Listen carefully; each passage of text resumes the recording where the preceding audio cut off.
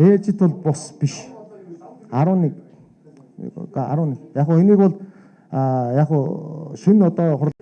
За дараагийн ажлын одоо шаардлагаар мэдээж дараагийн шинэ удирдлага мэдээж маш хурдтай энэ асуудлыг бас шийдэх байлгүй дээ. Шинэ тэргүүлэгчтэй. За ингээд энэ санал дэмжигдлээ. За Бацаахан тэргүүлэгчийг энэ дээрт орж байна. За өөр саналтай төлөөлөгч байвал саналаа өгөхийг хүсэж байна.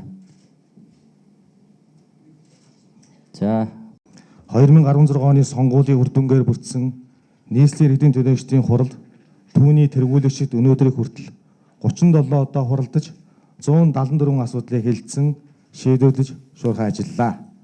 Энэ хугацаанд та бид нийслэлийн сектурууд Улаанбаатар хотын захирагчийн 2016-аас 2020 оны үйл ажиллагааны хөтөлбөр, 2017 оны нийслэлийн эдийн засаг нийгмийг хөгжүүлэх үндсэн чиглэл, төсөв, газар зохион байгуулалтын төлөвлөгөө зэрэг хөгжлийн бодлогын асуудлаа баталж зорилтоо тодорхойлсон гэдгийг онцлоё. Харин нийслэлийн иргэдийн төлөөлөгчдийн хуралын даргын хувьд нутгийн өөрөө удирдах ёсны олон улсын тунхаглахыг мөрдлөг болгон хотын хөгжлийн асуудлыг иргэд, оршин суугчид бие даан шийдвэрлэх шинжлэх ухааны чаналгыг нутагшуулахад анхаарлаа хандуулан ажиллаж ирлээ. Нийслэлийн иргэдийн төлөөлөгчдийн хурал тэргүүлэгчид бид хамтдаа чамгүй ажлыг хийж хэрэгжүүллээ. Тухайлбал хотын эдийн засаг, нийгэм, байгаль орчин, хот төлөвлөлт, хот байгуулалт, хот тогтцолт, ажлын байрны хангамж, хүн амын үйлчлэгээ хөгжүүлэх болон аж ахуйн нэгж байгууллагыг дэмжих, нийгмийн дэг журмыг бэхжүүлэх чиглэлээр бодлогын олон баримт бичиг баталж хэрэгжилтэнд хяналт тавьж байна. Бидний хамтын бодлого шийдвэр зохион байгуулалтын арга хэмжээний үр дүнд хотын эдийн засаг, бизнес нааштай өөрчлөлт гарч төлөвлөсөн хөрөнгө оруулалт хийгдэж, аж үйлдвэр, барилгын материал зэрэг үйлдвэрлэл үйлчилгээний шинэ объектууд ашиглалтанд орсоор байна. Авто замын салбарч баггүй ахиц ажиглагдаж байна. 2017 оны улс нийслэл дүүрэг гадаадын зээл тусламжийн хөрөнгөөр 49 цэцэрлэг шинээр ашиглалтанд орж цэцэрлэгт хамрагсдын хангамж 76% өсжээ. Төр хувийн хэмжээний 21 сургуулийг шинээр барих болон хуучин барилгад өргөтгөл хийх замаар сургуулийн хүчин чадал нийт 10,680 суудлаар нэмэгдлээ. 3 ээлжээр хичээлж байсан сургуулийн тоо 3-аар буурлаа. Улаанбаатар хотын 2030 он хүртэлх хөгжлийн чиг хандлагад нийцүүлэн 18 хэсэгчилсэн ерөнхий төлөөг баталсны дотор эмээлтийн үйлдвэр технологийн парк, хайлаас, Чингэлтэй, Дарих, Дамбад аржаа, Баян хушуу, Шархад, Толгой зэрэг бүсийн төлөвлөлтүүд багтаж байна.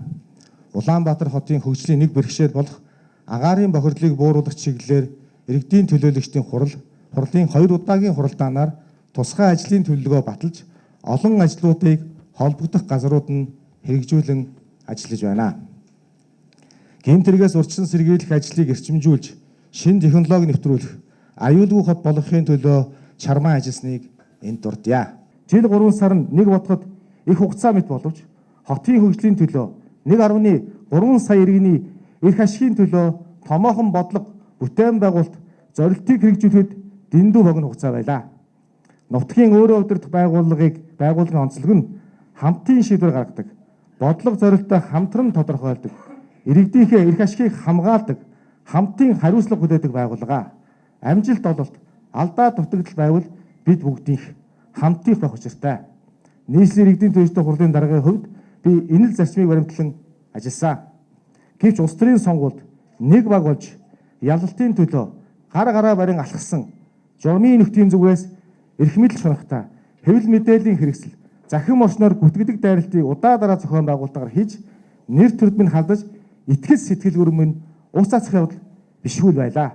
Нийслэлийн иргэдийн төлөөлөлтийн хурлын нэрвэрхий гишүүд маань төлөөлөгчд маань нийслэлийн иргэдийн төлөөлөлтийн хурлын даргад итгэл үзүүлэх хэсэгт асуудлыг хуралдаанаар хэлцүүлэх шаардсан гэдгийг та бүхэн мэдэж байгаа.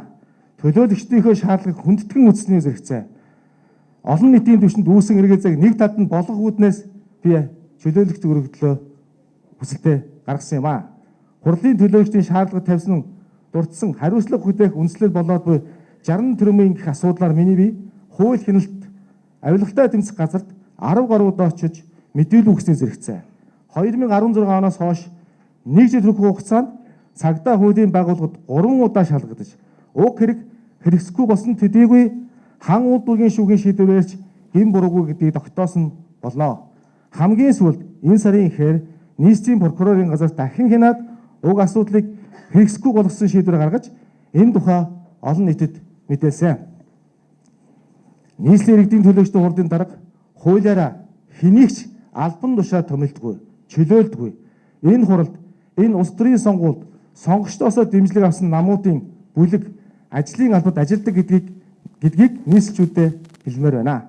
Нийслэлийн иргэдийн төлөөлөгчдийн хурлын 11-р хуралдаанаар нийслэлийн иргэдийн төлөөлөгчдийн хурлын дарга Цэ Сандуй өөрийн хүсэлтээр үүрэгт ажлаасаа чөлөөлөгдөх хүсэлтэд 2017 оны 9-р сарын 14-ний өдрийн тэргүүлэгчдийн хуралд өргөн барьсантай холбогдуулан нийслэлийн иргэдийн төлөөлөгчдийн хурлын даргад нэр дэвших төлөөлөгчдийг Монгол улсын засаг захиргаа нутаг дэвсгэрийн нэгж түүний удирдлагын тухай хуулийн 11-ийн 2 дахь заалтын дагуу Монгол Ардын намын бүлэг хэлэлцэн Ж Батбаясгалан, Д Баяр сайхан, Г Төмөрбаатар нарыг нэр дэвшүүлэн хэлэлцэж нэр дэвшсэн нэр дэвшигчдээс Ж Батбаясгалан, Г Төмөрбаатар нар нэр дэвшгүйгээ илэрхийлж нэр татсан тул нийслэлийн иргэдийн хурлын даргад Д Баяр сайхны нэрийг дэвшүүлж байна.